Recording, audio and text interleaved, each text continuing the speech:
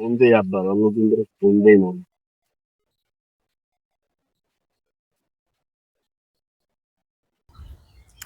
এই যে আমার ছেলে ফোন দিছে বিদেশ থেকে।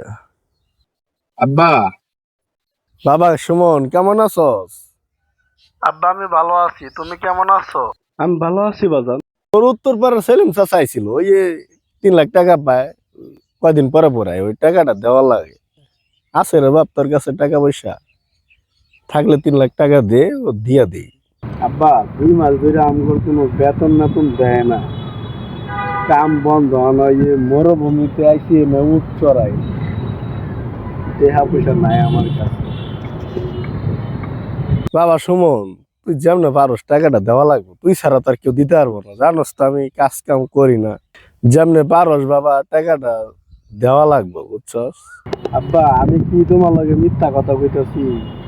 আমার কাছে একটা টাকা পয়সাও নাই, আমার শরীরটা খুব খারাপ। এই মরুভূমিতে কাজ করে আমি অসুস্থ হয়ে গেছি। আমি ভাবতেছি বাংলাদেশে চলে যাবো, আমি এখানে থাকতে পারতেছি না আব্বা।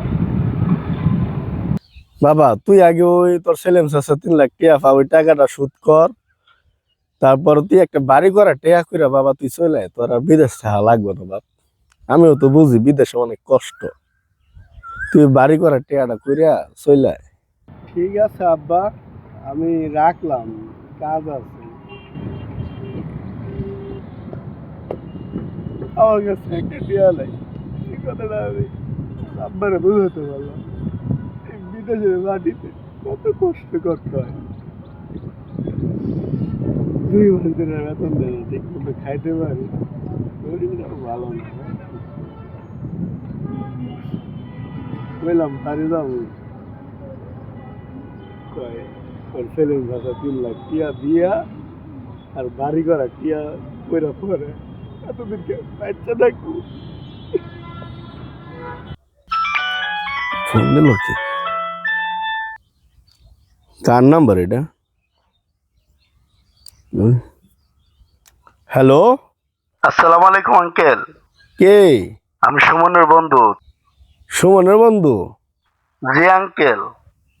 ও কি হইছে আমার সুমনের? আঙ্কেল সুমন তো আজকে রোড অ্যাক্সিডেন্টে মারা হ্যাঁ, গেছে। আমার সুমন accident করে মারা গেছে। আমি কি করলাম এটা? আল্লাহ।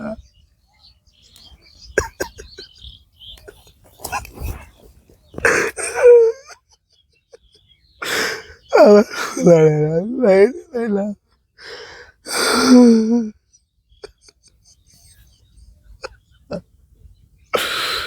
আল্লাহ গো, আমার মেরে লাইলাম।